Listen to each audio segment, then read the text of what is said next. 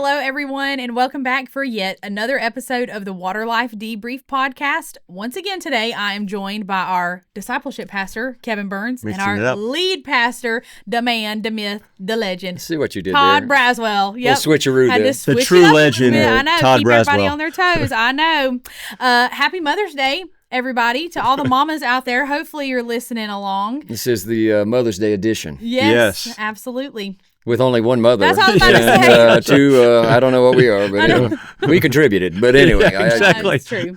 Yeah, you're not wrong. Awesome. Yeah, happy Mother's Day. Yeah. Well, what a day. We kind of chatted a little bit before this, and we wanted to start out today's episode kind of talking about moms a little bit. And so, like I said, I'm the only mom in the circle, but you all have wonderful Let me moms, take over the interview. Go ahead. Let me jump in here where this was not in the notes. But gosh. all right, Natalie, you the mom to You're Jet. in the hot seat. Y'all adopted Jet. How many years has it been now? 3. It's been already 3? It'll be 3 in July officially. Yeah, and how old was Jet when he came? 6. He was 6 when he came to be with you guys? I was trying to remember. I knew he was a little fella. Yep. What do you love most about this journey of motherhood? Oh, gosh. I know so much. I mean, kids will just keep you humble. That's one thing. I'm like, I knew it, like, because I have a little 12-year-old sister, and I've been there since she was born.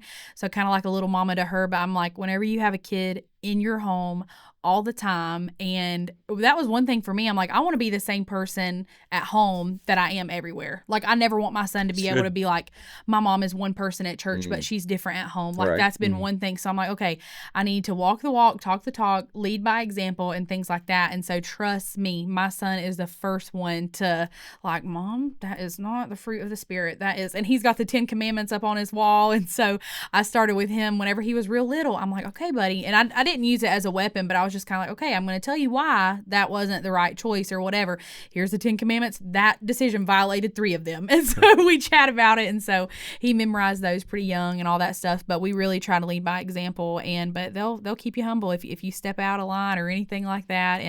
But they teach you so much. And it's just, I've learned so much about myself. I've learned about love. I've learned about sacrifice. I've learned so much that I just never would have known if it wasn't for him. But also it just tests my patience. I mean, his situation is so particular, like any kid that's been through foster care or adoption, like they each have such different stories. And so that's how his has been. And so it's tested, his faith, mine and Chris's faith, and just patience and forgiveness and all of the things. So I've They'll make you cuss once in a while. I know. Absolutely. Once in a while. Absolutely. Whether they're adopted you're or doing better not. than me. I know you're doing better than me if it's just once in a while, because it's tough. But yeah, thanks for asking. It's been a wonderful journey. Well, I mean, what would you say to all those mothers out there? What advice would you have? Oh, from a 28-year-old Hey, but still, mom. Bring it. Still. Oh, gosh. I You would get some. literally before, I was talking to some mom friends the other day, and I'm like, I just have right now this fire under me, whether it's for my son or my nephews or my siblings or whatever. I'm like,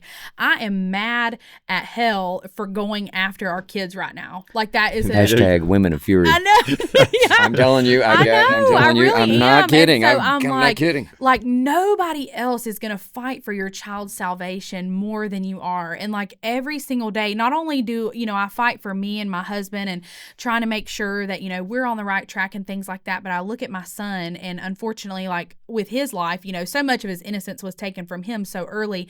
So I can't prevent those things. But every day I just think about different ways that I can, be a reflection of Jesus more. We learned about that at the women's conference the other day, how, we're just like a mirror, like from God, and we're the mirror, and we like reflect his light to others. And so I challenge myself with that. But like I said, I'm just so, I hate Satan so much. And so every day, just fight for your kids' salvation and take it seriously. Your kids are not stupid.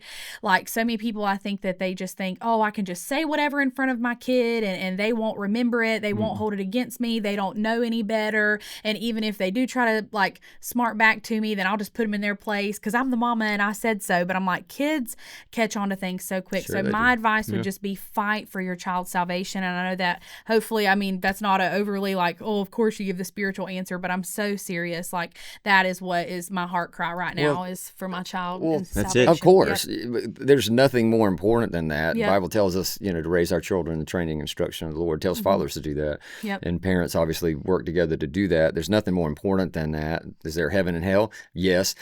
It's determined by what we do with Jesus. Jesus is real. We're here for a relationship with him. There's nothing more important. Right. And that's one of probably the biggest mistakes parents parents make is like making other things more important than that. Now, they don't come out and say that, but like you're teaching children something when, like, listen, if you're choosing the lake all the time over worship on Sunday, kids are going to realize, they're like, well, okay, or the ball field or whatever it is. It's kind of like, well, church is important, but this seems to be more important. They're not stupid. They're not stupid. And everything teaches. And, like you said, being real and being honest, they'll learn more from just being real, living real. But parents just need to be so intentional about, teaching about Jesus, modeling Jesus in the home, but also partnering with the church in doing that, because you're going to need, doesn't matter who you are, a father or a mother, children.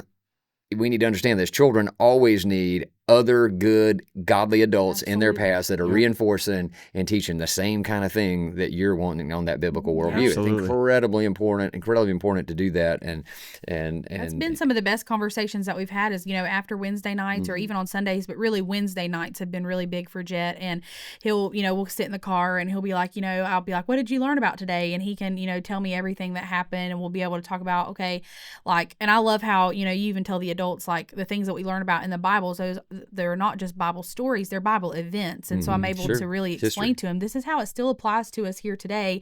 And that's what you can take away from that lesson. And so just having him in Waterlife Kids, that's been a huge blessing to our family that's too. awesome. Yeah, for sure. Good. Yeah. Well, And you're a good mom. He's doing well. You. I've I seen it. appreciate that. Yep. So, well, I mean, obviously you all aren't mothers, but you guys have some awesome mothers in your life, and both of your wives are amazing mothers. And I know your mom personally. I know that she's a wonderful mom, and I've heard all the stories about not all the stories, lots of stories about your mom. I know she was fantastic. And so I'd love for you all to share about your moms a little bit and just the impact that they've had on your lives. And Pastor Todd, why don't you go first? Well, I was going to make Kevin go first. Okay, Kevin, you go first.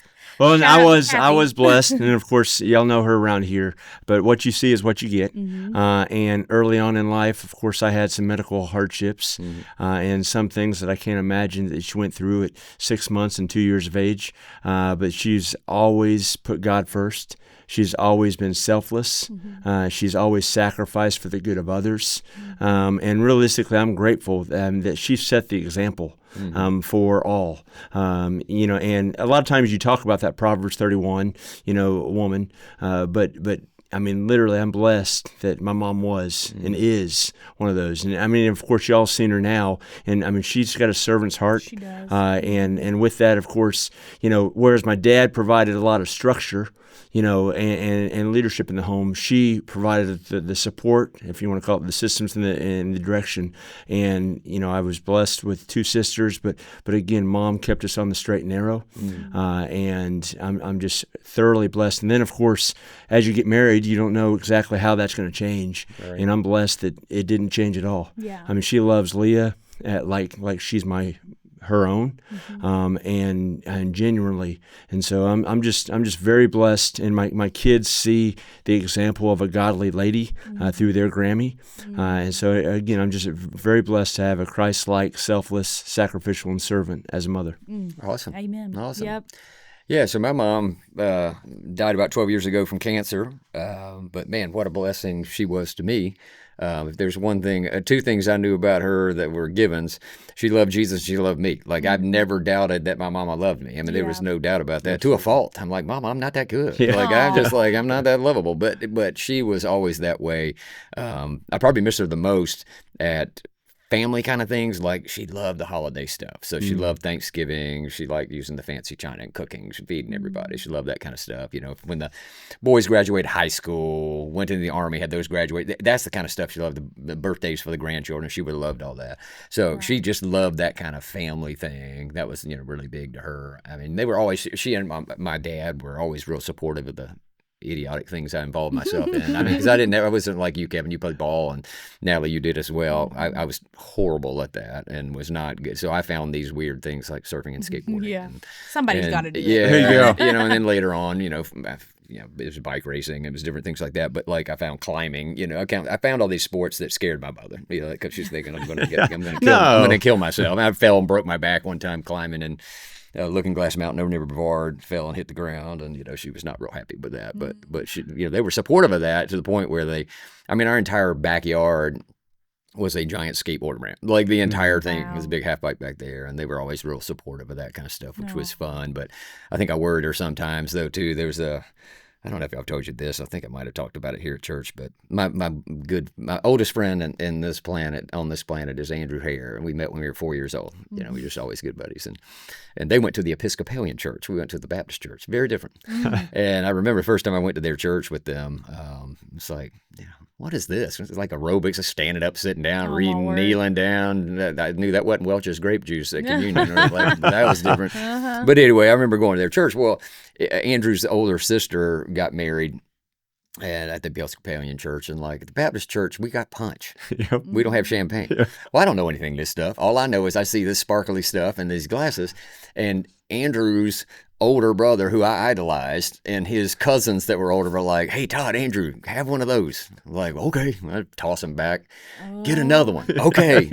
Man, I'm tossing those things. I had about 5 or 10 of those things. 5 or 10. Give Next or thing I take. know, I was drunk as a skunk at the wedding. No, not kidding. No, How old do you think you were at this point? I was like 4th or 5th grade. Oh, Like, I mean, probably 5th grade. Like, Gosh. and my mother Is there any was videos of this? mortified. And I didn't know this at the time, but I remember, Oh, like, my somebody, word. my daddy told me later, she said, your mother was just convinced you were going to become an alcoholic. She was just worried to death for the my rest of that time. But man, gosh. yeah, those older boys were egging us on. And, Of course. They're just helping you try to take we communion. were I guess. tossing them back, man. Oh, my So word. I didn't want any after I got so sick. Yeah, I didn't well, need any good. of That's that a good- any. That's a any- good way to any- teach Yeah, there you you. go. Do that once. You learned early. Yep. Yeah, Aw. but I remember, but no, Mom was great. She was real supportive of the, ministry and all that stuff, and she lived long enough to see us. She saw us start Waterlife, and then she died nice. just shortly after that. But she had already had cancer at that point. But she was super, and always was great, and of course Becky loved her to death too, and they had a good relationship as well.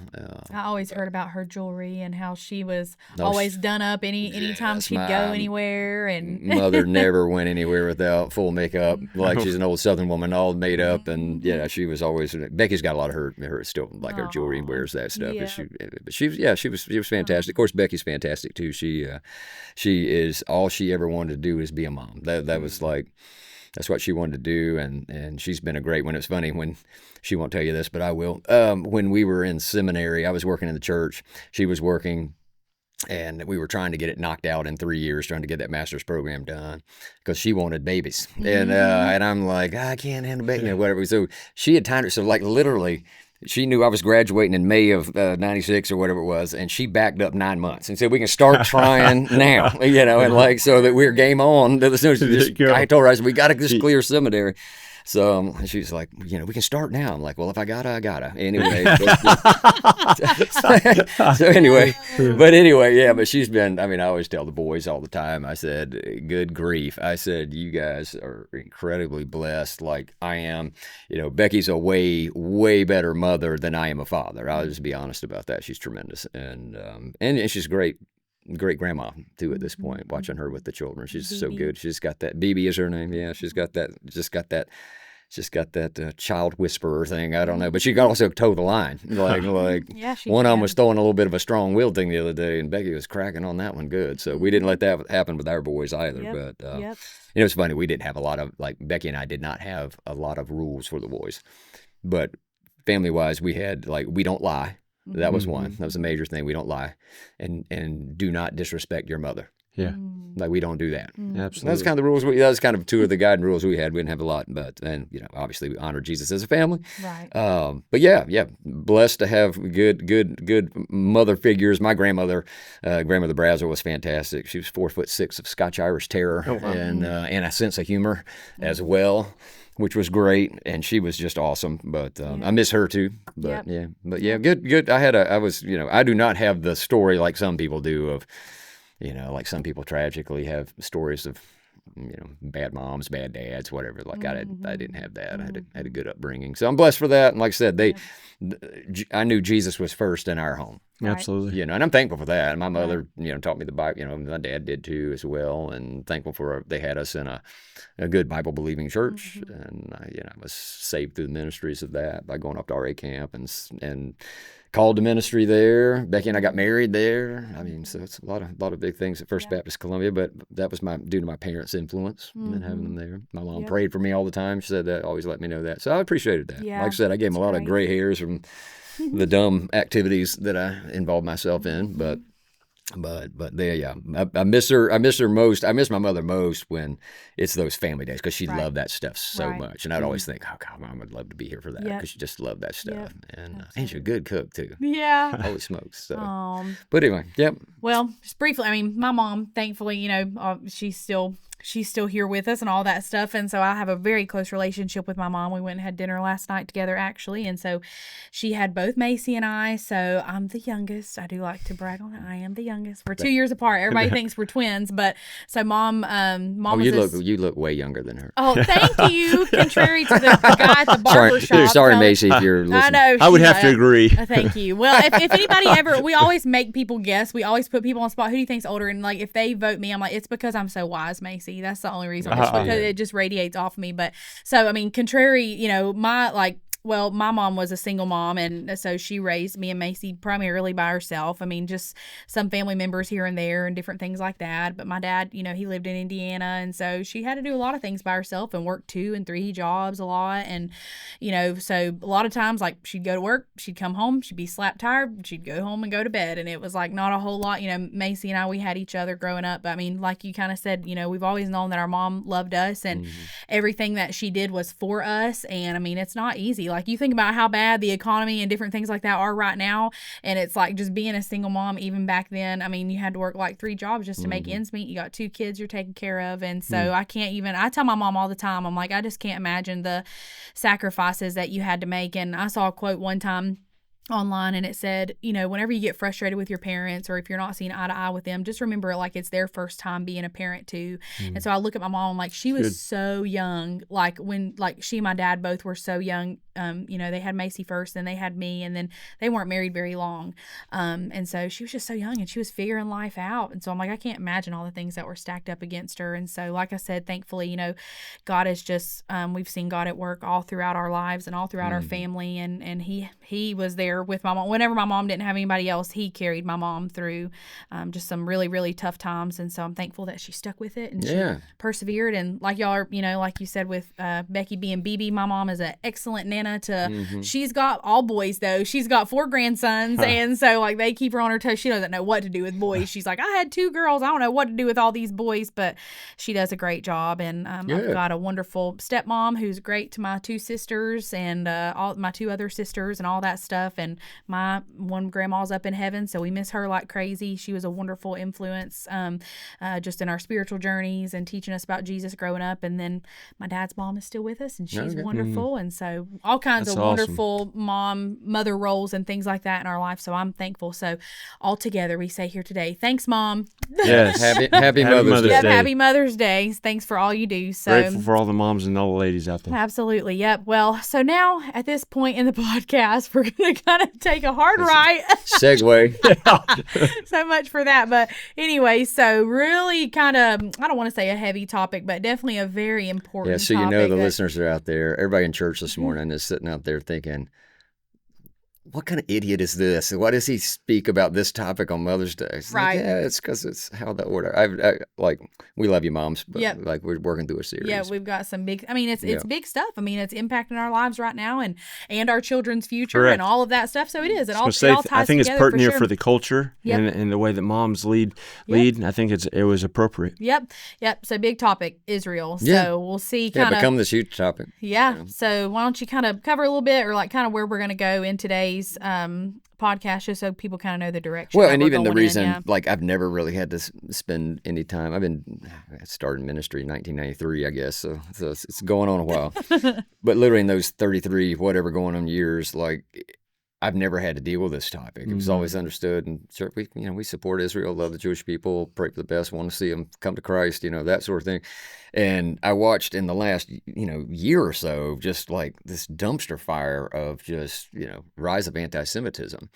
And if you study history like I do, where that shows up, it doesn't end well. I mean, you look at Western Europe in the 30s and 40s, and Adolf Hitler comes to power and stirs the wheels of the same stuff we're seeing today. And the end result is World War II and the death of 6 million Jews in ovens in concentration camps. I mean, this is not, you look at it biblically. Biblically, you got, everybody loves that story of Esther. If I perish, I perish. But if you remember the background of that story, there's a guy named Haman that's trying to kill all the Jews. He's trying to exterminate all the Jewish people. So this is nothing new.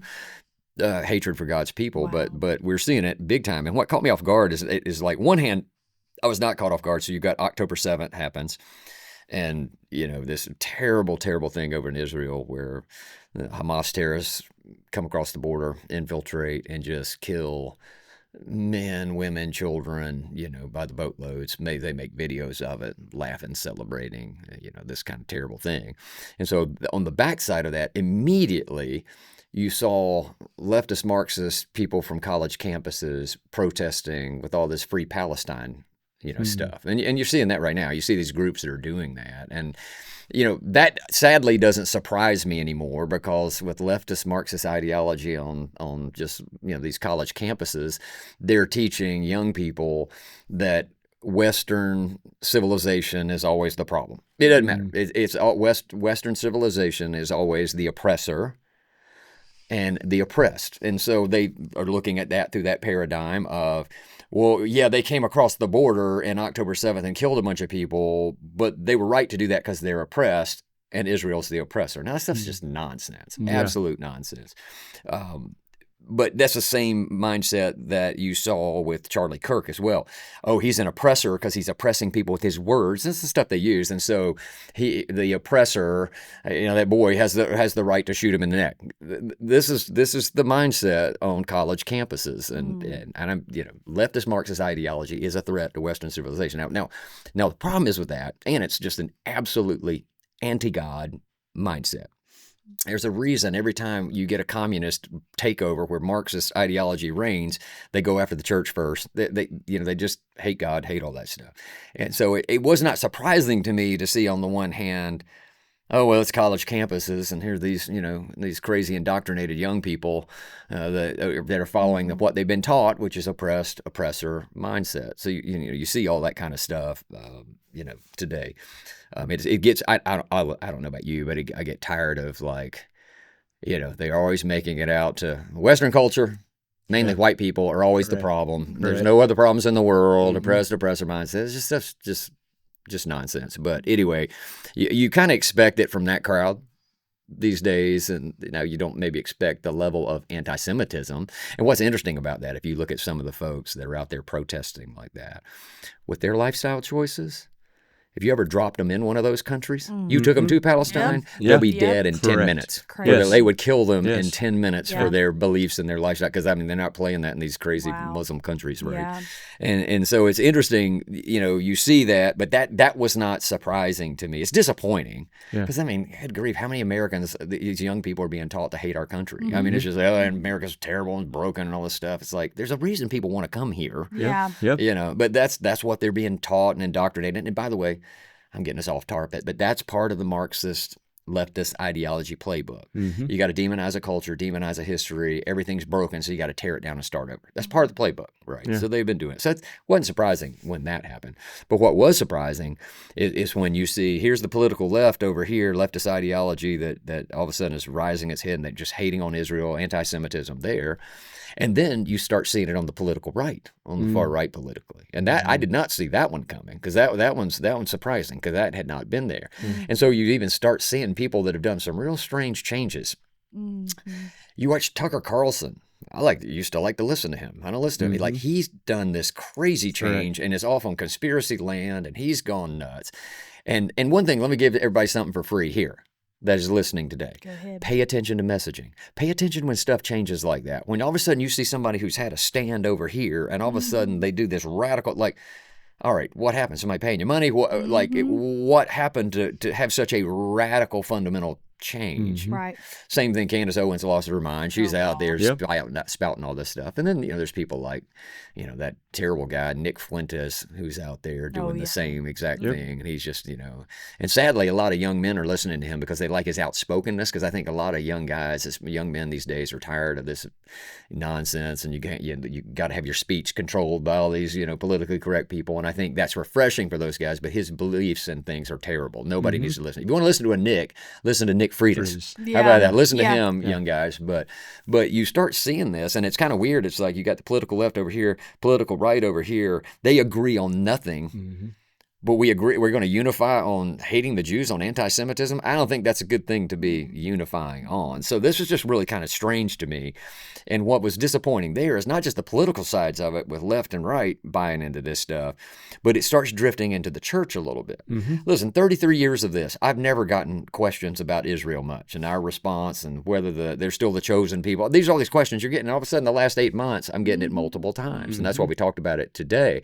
But part of that is also because they're turning the wheels of a thing called replacement theology. Now, replacement theology has been around for a long time, but it's really been pushed and put out there in recent months, the last few years. And just so you know what that is, for the hearer, it's basically the Jews are no longer the chosen people because they rejected Jesus. God's moved all those promises, all those blessings onto the church, and he's kind of done with them, and he's moving forward. That's an oversimplification of it, but that's basically kind of how it works. And so, I get people want to meet with me and talk about this, and they're like, well, is God done with them? They replaced Jesus, and asking all these questions. And it's because this stuff's being driven on these podcasts. It shows you the influence of podcast and media and all that kind of stuff. And, I'm like, well, okay, on one hand, I'm disturbed by, what's going on politically left and right. Like, why is this rise of anti-Semitism? Because let's just say it. I mean, we said it this morning. Anti-Semitism is sinful. It's racist, just like all racism is. It's like there's no place for that in our hearts as Christians. Right. You can disagree about Israel's political stance and what they do and how they're handling things. That's fair game. But anti-Semitism, no, we don't go down that path. And so it's been interesting to talk to people about that, and you'll find. Eric was telling me, my pastor friend Eric was telling me about this too, because he's getting the same questions. People come in and, well, I'm not an anti-Semite, and they start doing that. It's like, well, wait a minute. If you're having to say that, you may, but you're really diving down hard on that idea. And why are you so passionate about that? And like I said, that's one of the signs of the end is with that all this anti-Semitism rise of opposition toward Israel, and you're seeing it like worldwide, especially across Western countries, which is really, really interesting, or I should say interesting to see. That's really, really kind of disturbing to see. This is going to throw you off your flow, but where does the term like Semitism, anti-Semitism, like where? Well, does Semite, like that's a term, in? another term for like the Jewish people, Gotcha. that kind of thing. Okay. So it's just a form of racism, but just directed toward the Jewish people. Like I said, it's nothing new. It's been around before. Right. I mean, you've got everything from Pharaoh trying to kill him in the Exodus, in the book of Exodus. Book of Genesis reveals it too. Starts off. Yeah. That's the risk that we talk about, though, is that everybody gets their information from these podcasters and from different things like that instead of reading the Bible for themselves. Well, perfect. That's a perfect segue, too, and that's why I said this morning. I was like, look, are you gonna take your view about this issue from the Apostle Paul? Who answers those questions, or are you going to take it from the Tucker types, the Candace types, the CNN types, the leftist Marxist kids or the actor? I get so tired of actors and musicians pontificating about stuff. Where are you going to get it from? Like, because literally that's the thing. Paul asked and answered those very questions in Romans 9 through 11, and of course this morning we had to get moved through and hit the highlights going through it, but he asked those exact questions. He asked, it's like Romans 11:1. He says, I asked then. He's asking the question, right? I asked then, did God reject his people? And then he asked the second question in verse 11 of that same chapter. Again, I asked, did they stumble so far as to fall beyond recovery? In other words, has God rejected them? Is God done with them? Correct. And Paul comes back and emphatically no. Like, and that's like, Natalie, you'll get this. Oh gosh. That's like heavens no. Or something Sounds similar. like, where's our button? Where's the button? It's God forbid. I mean, it's a strong, it's a really, really, really strong statement. And Paul says that. He says, I'll read it. He says, I asked then, did God reject his people? By no means. With an exclamation point behind it. I'm an Israelite myself, a descendant of Abraham from the tribe of Benjamin. God did not reject his people whom he foreknew. And he goes on. So too at the present, he said, there's a remnant chosen by grace. But he's like, God's not done with all of that. And that's the thing that I think is interesting, because when people are saying, well, he's done with them now. Everything's been transferred to the church and it's moving forward. Well, the problem is with that too is when you go back to where all this started in Genesis. So you got Genesis 12 where God shows up. Abraham's got no children and he's old. And he's like, hey, I'm going to make you into a great nation and I will bless the world through you. And that's all that, I touched on this briefly, God promised him a land, a specific land, the land of Canaan, the promised land, where Israel is today, Jerusalem, all that, that's there. He promised him a lineage that a people would come through him, and he was going to work those promises of people to bring the Lord through them, to bring Jesus through them. And we have spent how many weeks are we in now? 50, whatever it is. We're over a year in this, and we have walked from that promise in Genesis about bringing Jesus into the world through all of these people that God chose to work this promise through. And then he says this in Genesis 17, when he's making a covenant with Abraham. This is when he changed his name to Abraham at that point. And he says something really interesting. And I'll just read part of it. He says, I will establish my covenant. And a covenant obviously it's like a promise on steroids, right? He said, I will establish my covenant as an everlasting covenant. No, well, everlasting. Like, I don't know how to read that word. Last forever. It lasts ever. An everlasting covenant between me and you and your descendants after you for the generations to come, to be your God and the God of your descendants after you. The whole land of Canaan, where you now reside as a foreigner, I will give you as an everlasting possession to you and your descendants after you, and I will be their God. I mean, it's hard for me to look at that and like, well, yeah, God's through with them. That doesn't make any sense. And the Apostle Paul, like I said, he answers that question. And it's interesting. Paul is grieved over the fact that his countrymen, his people have, for the most part, rejected Jesus. Now, remember, Paul's a Jew. All the disciples were, Jesus, it's the same thing. Not everybody had, but for the most part, they had rejected him. And Paul had been one of those. Paul had rejected him. He was persecuting the church until Jesus strikes him blind on the road to Damascus. And I love that line where he's like, who are you, Lord? I'm Jesus, the one you're persecuting. He's like, oh, no. Blank, whatever. And so turns his life around, and it's such a fundamental change in Paul, because Paul's this, he's all about the law, and he was trying to work his way to heaven. He thought that was the thing, and then Jesus shows him his grace, and so it becomes this huge defender of grace. And we're going to really dive down on him in the next few weeks. Next week we're talking about them being in prison again, but then we're going to do kind of a little mini series on Paul, looking at some of the things he taught about grace and whatnot. But he is grieved that his people, and it's stunning to me that he literally says, I would be willing to give up my seat in heaven and go to hell if it meant all my countrymen would come to faith. And he says, my desire is that. And he says in chapter 10, verse 10, he says, and I pray for that. I pray for their salvation. Now, I love that, because Paul understands there's not these two paths of salvation. There's there's the Jews have their way, and there's a path through Jesus for Christians and everybody else. Now, no. He said, he wouldn't say, I pray for them to be saved if they were truly. He's like, no. They've got to come to faith in Christ as well. And he talks in those chapters, we don't touch on it here, but he talks about, our efforts aren't going to do it. Works aren't going to do it. And he says our ethnicity won't do it.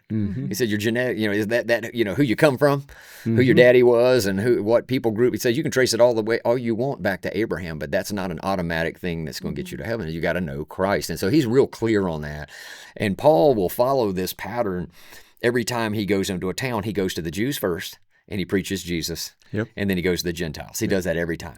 And he gets a lot of times. I think that's intentional. Yeah, 100%. And he's like, he goes there and then but that's his real heart's desire, is that they would be saved. And I love the fact that he asks and answers those questions. I mean, it's amazing to me. Why are we debating about this? The answers are in the Bible to this thing. Now, let me step back from that a second. Replacement theology have some very creative, in my mind, workarounds for all this stuff. But he basically, Paul dives down on the fact that covenant remains, promises remain, because that's what God did. He made a promise, and God's never going to break a promise. And I'm just telling you, you don't want a God that's going to break a promise to you. How do you trust him? Yeah. I mean, because I think people aren't thinking through sometimes. It's like, okay, well, if he made this everlasting covenant and he said, well, I changed my mind. Correct. Well, will he not do the same thing to you? Mm-hmm. Like, that's not, I mean, that makes me very uncomfortable. Like, the Bible shows us again and again that God's faithfulness comes from who he is, his character and his nature, not about whether we're faithful or whether we're not.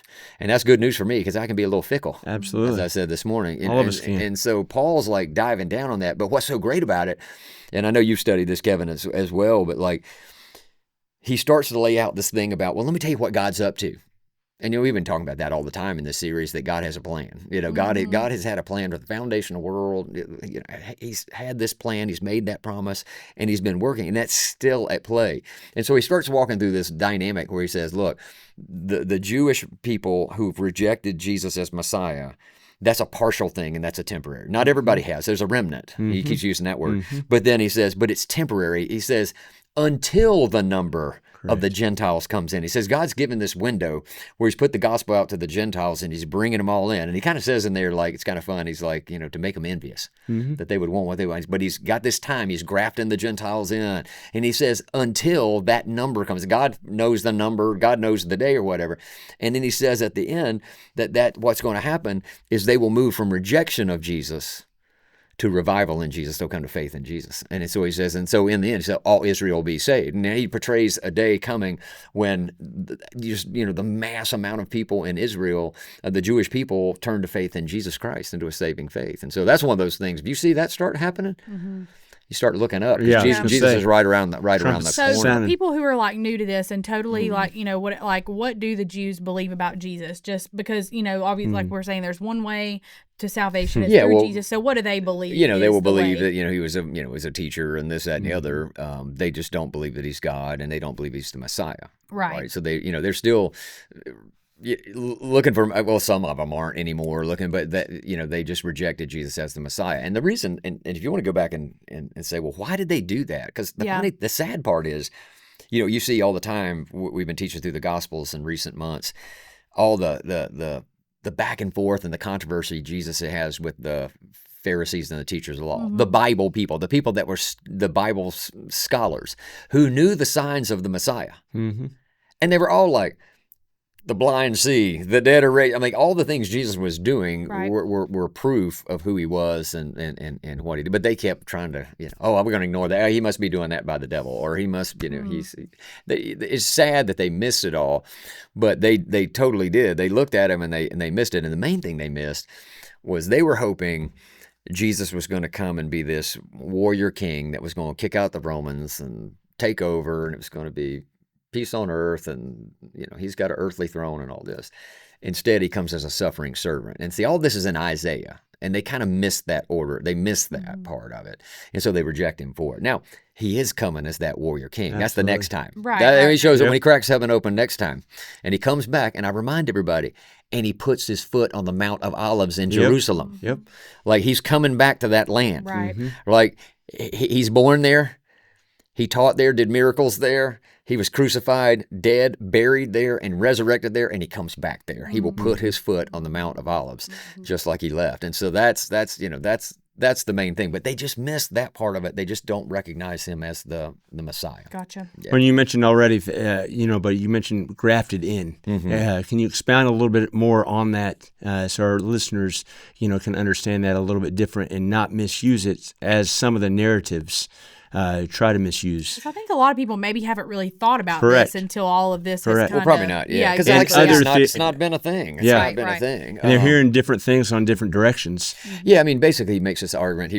He pictures like God worked to, God made, when he makes the covenant with Abraham, he's going to work through this group of these chosen people. And pictures it like an olive tree with the root and all this. And he said, some of the branches have been broken off and you've been grafted in. If you've ever seen that in architecture, people can split something on a tree and they tie it together, they put in a shoot and it'll grow. So he's like, even though you were a Gentile, you were not part of those chosen people. God in his grace has grafted you in through faith. It's still the same root of faith. Like it's just still the same thing God's doing, but you weren't able to do it, but he's grafted you in, which is really cool. It's just this big Absolutely. grace thing. It's a big grace thing. And he's saying in there too, is like, and it may make them jealous and want them to, want what you have. But he said, God is in his grace has grafted you in. That's why he's got that great line in there where he's like, salvation, it's the same way for the Jew and it's the same way for the Gentile. Yeah, he says this, this is, what chapter is this? This is, Romans 10. 11 and 13, he says, as Scripture says, anyone who believes in him will never be put to shame, for there is no difference between Jew and Gentile. The same Lord is Lord of all and richly blesses all who call on him, for everyone who calls on the name of the Lord will be saved. Love that, And so he's just like, hey, man, God in his grace has grafted you in. You weren't part of the chosen people. You were far off. Paul will talk about this in the book of Ephesians as well. And he talks about that several places, but we've been kind of given this grace and we've been grafted into that tree of God's family, which is brought in, kind of adopted into his family, which is really neat through Christ. But he portrays this day when the Jews are going to turn back. But remember, this is the thing where people get twisted out of shape sometimes. Where nobody is saying there's not two paths of salvation. There's not a path for the Jewish people and they can follow the law. Jesus fulfills the law. And it's not there's grace over here and faith through Jesus. No. Paul's saying they'll come to faith in Christ because there's not another way.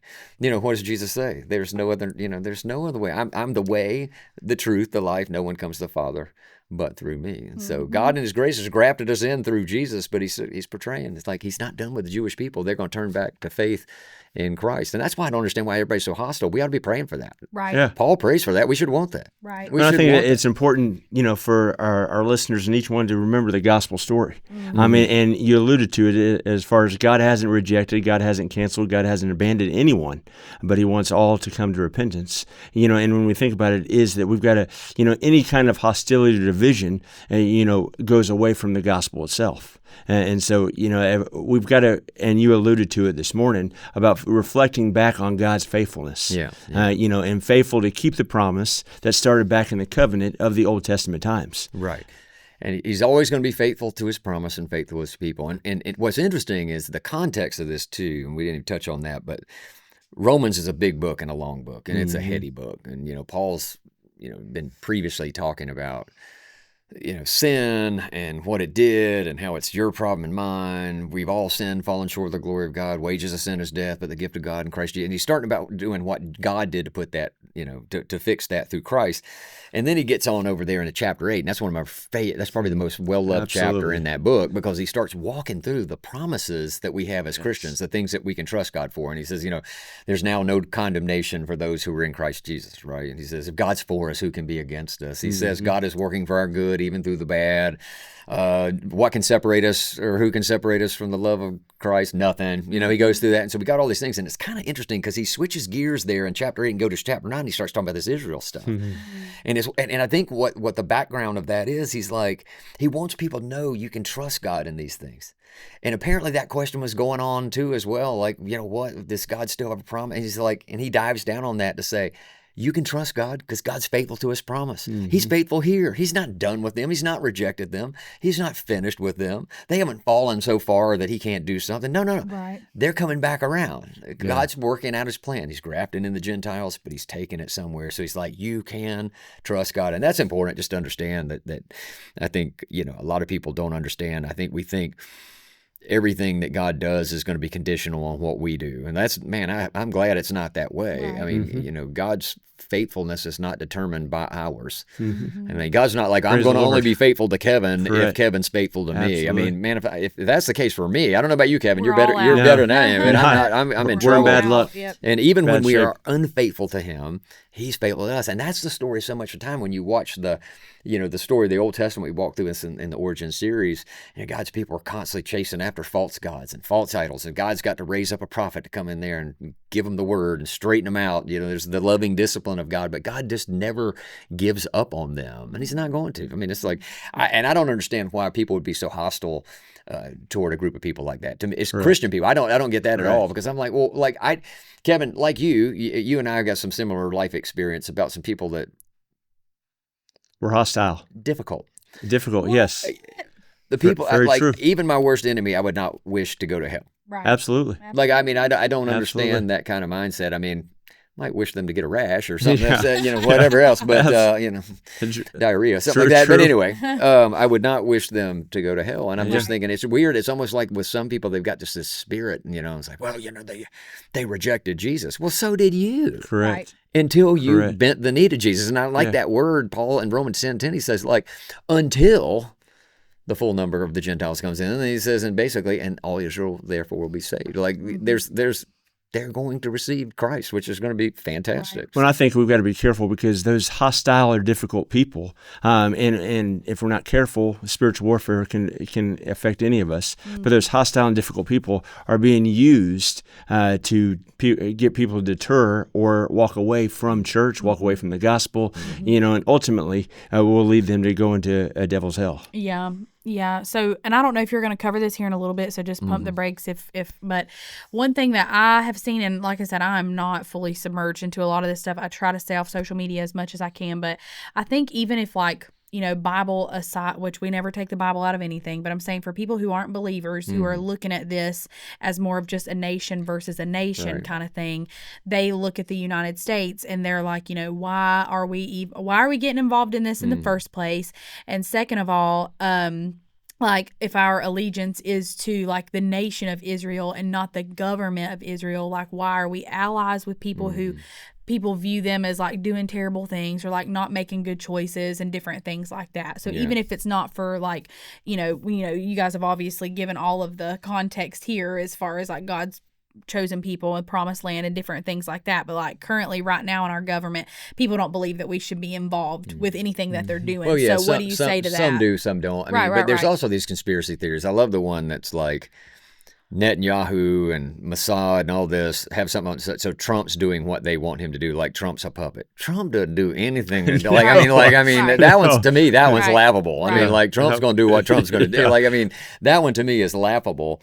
But I mean, why would we not that group of people, those are our allies in the Middle East. I mean, and they are, what people don't realize geographically, they are surrounded by Muslim nations that want them gone. Like the Palestinian Liberation Organization, PLO, in their charter, it says we exist for the destruction of Israel. And then people are like, why don't we make peace? How are you going to make peace with somebody that's trying to destroy you, right? Yeah. And, I think our hearts ought to go out for them. Like, and it goes back to some things, Natalie, what you said there a minute ago. I think people need to be a little more discerning about where you get your, quote, information. Like, I'm just telling you, the CNNs of the world, the mainstream media of the world is lying about that issue over there. Now, is warfare terrible? Yes, and there's always going to be collateral damage. The bad part about that is what you don't understand. Over in Gaza, like, the Palestinians put their people in harm's way on purpose because they want that optic. They want that story of they bomb they put their headquarters under a hospital or something. That's what they do. That's what these folks do. And I got invited there back in December of 2025, early December, late November, December, to go with a group of pastors over there, just to go on a fact-finding trip, just to see. And by the way, and hang on a second. And by the way, conspiracy theory, they're paying pastors. I have not gotten my check yet. So just so you know, I have not got my check. But we got invited to go over there. There's 1,000 pastors they invited to go over there, and to just go see. Day one, they took us down to Gaza, and they were still fighting in Gaza, but they took us down where you could see across a field, and that's where Gaza was. And they took us to what was the Nova site. Wild. Yeah, and that was a Nova site. And they told us that day, they're like, there's still a little shooting going on. Don't be alarmed, whatever. Anyway, so it's kind of fun. But anyway, we go to this Nova site, which was the music festival where they flew in on the paragliders, and they just slaughtered and butchered people there. And it was so sad. I mean, it's like they had made monuments there, and they had pictures of all the, it's all 18 to 25-year-olds, young people going to a music festival, and so many of them are women. I mean, that's just tragic. And that same day, they took us to what's called a kibbutz. It's a small neighborhood. It'd be like the size of going to like the Lower Creek neighborhood or something. We met a school teacher there that gave us the tour and walked us through town, and you can still see the bullet holes in the walls when the Hamas terrorists showed up there, and 38 of their neighbors were slaughtered that day before they were able to take out the terrorists. But you go down there and see that, and you watch. They showed us videos that these Hamas terrorists made, where they're just women, young women laying there, they're shot dead, raped, shot dead, laying there. They're laughing about it. They're joking about it. They had one where they literally took a hoe and this big it looked like a big hoe farm implement, and just hacked a person to death laughing. It was all I could do to watch that one. And they decapitated people, they beheaded people there, and played soccer with the heads there at the Nova site, just thinking that's funny. I mean, this is the barbarism that happened over there. And like, I think about that. Yeah, I touched on this a little bit this morning, and there's like 1,500, I think, give or take, were killed in the October 7th attacks by Hamas there. Flash forward, go back to 9/11 when that happened. It was just like 3,000 Americans, I think, give or take, somewhere were killed that day, and we remember how we felt about that, and we were absolutely like, our military needs to go get. I remember, I'll never forget President Bush being at the ground zero, where the towers fell, and he had that line where he says, "We hear you, and I hear you, and pretty soon the whole world's going to hear from all of us." In other words, he's like, we're going to go get the people that did this. And we were all behind that. Of course you do. And the same thing, what's Israel supposed to do? What people don't realize, if you compare the population of Israel to the population of the United States, that would have been like on 9/11, 40,000 Americans being killed. Wow. Like, it's devastating. When you meet the people over there, they are still shell-shocked and traumatized by that event, by what happened there. Yeah. And we met some of the hostages, some of these women raped all year long, they just brutalized, some of the families that lost. I mean, you go over there and you're like, well, oh yeah, the conspiracy. Well, yeah, they were just showing you that there's part of the story. It's like, look, all I know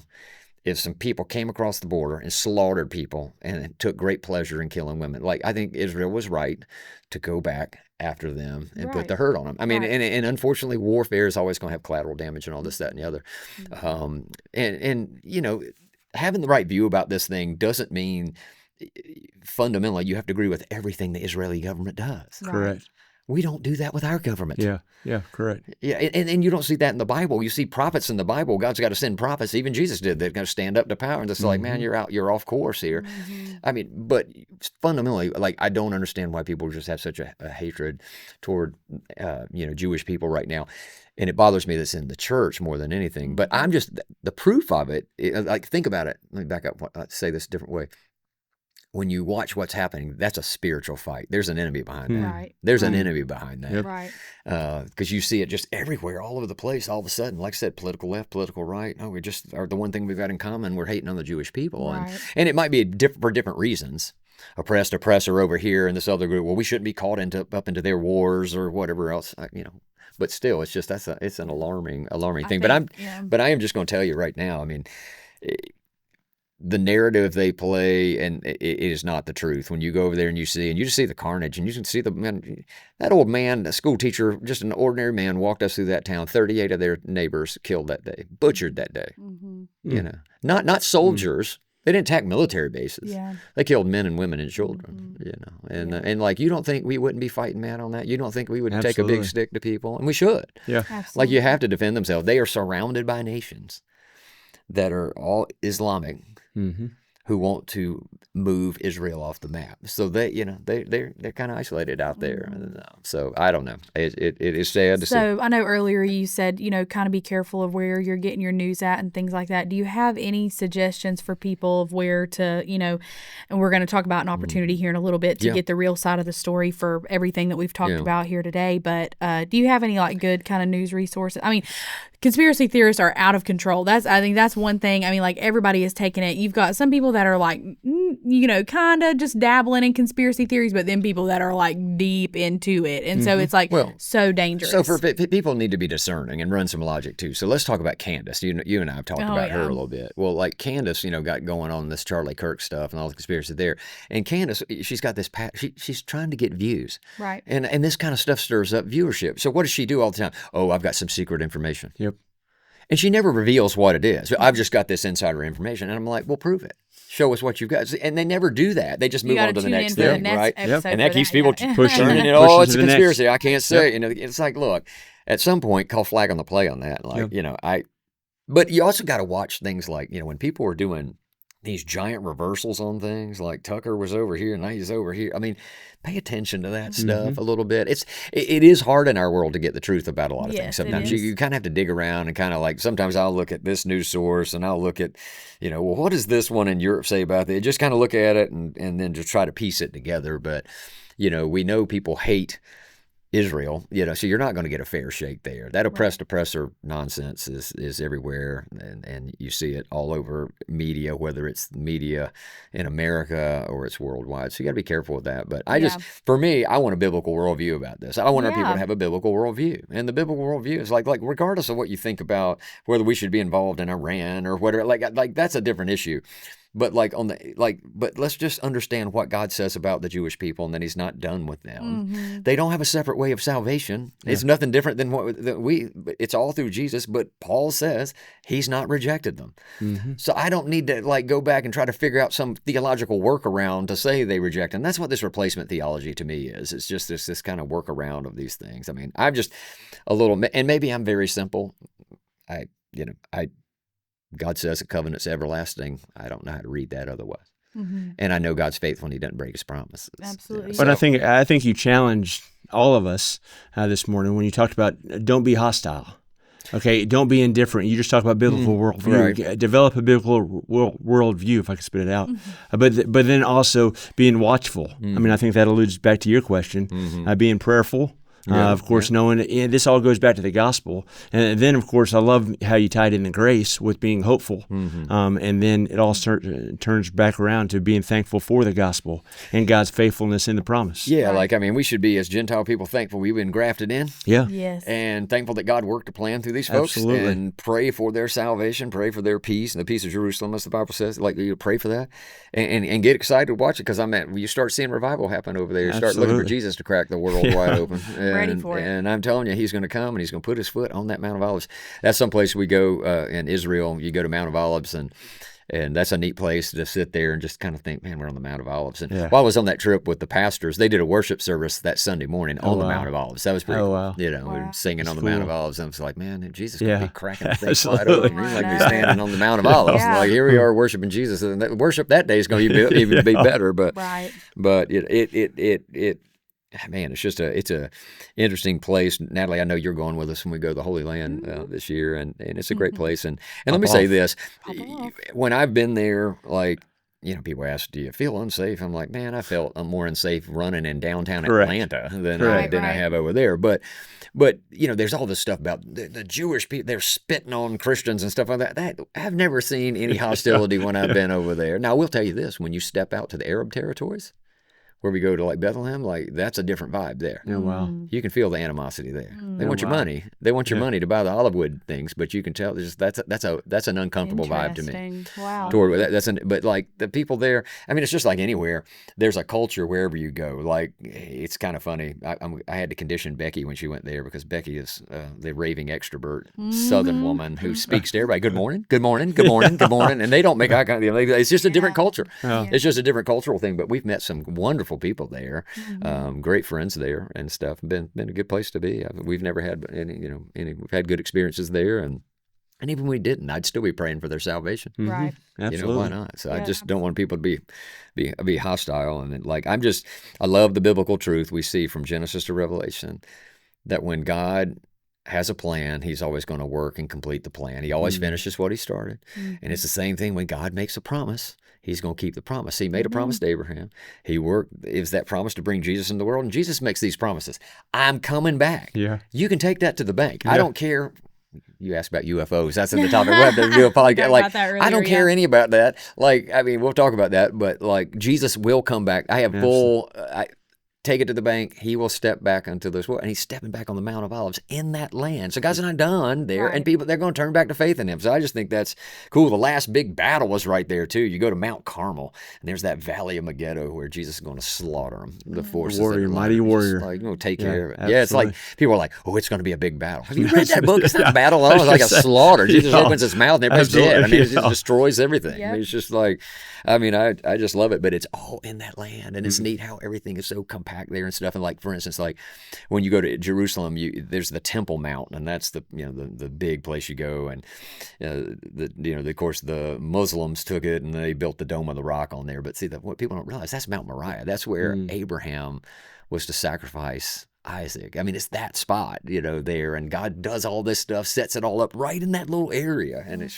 just amazing that little piece of real estate has been so fought over for thousands of years, and it's because it's a spiritual fight. But I don't know. Let's just not, like, we can just say to everybody, like, look, a lot of this talk's out there. Remember, regardless of what podcast you listen to, what news source you listen to, when it comes to this issue, let's listen to what the Apostle Paul says. Correct. Let's listen to what Paul says. Because Paul point blank asked the question, has God rejected them? No. Mm-hmm. He says no. Yeah. Heavens no.